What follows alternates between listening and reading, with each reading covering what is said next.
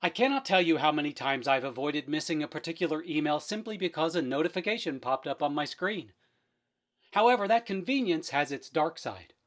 I've also been a part of very active threads where notifications were a constant source of interruptions. And no, I don't have to bother clicking on them or even closing out the notification to actually be interrupted.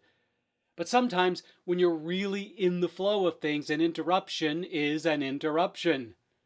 Even that momentary lapse of concentration can really throw you for a loop.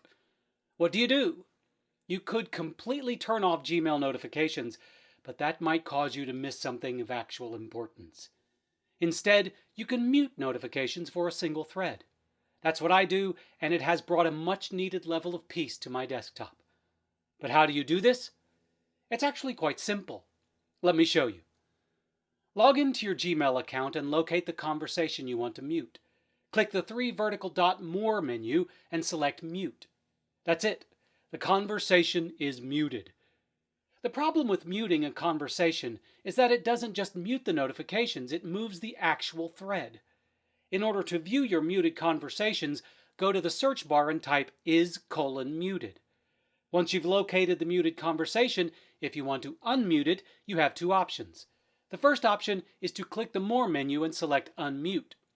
Although you will start receiving notifications for that conversation again, all messages in the conversation prior to it being muted will be lost. The best way to unmute a conversation is to locate it with is:"muted and then dragging it back into the inbox.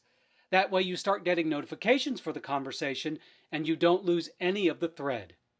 And that's all there is to muting email in Gmail. If you use the mute feature wisely, it'll help keep your Gmail inbox and the notifications it produces a bit less overwhelming. If you want to see more how-to videos, subscribe to our How to Make Tech Work YouTube channel. Also, check out TechRepublic for the latest news in tech.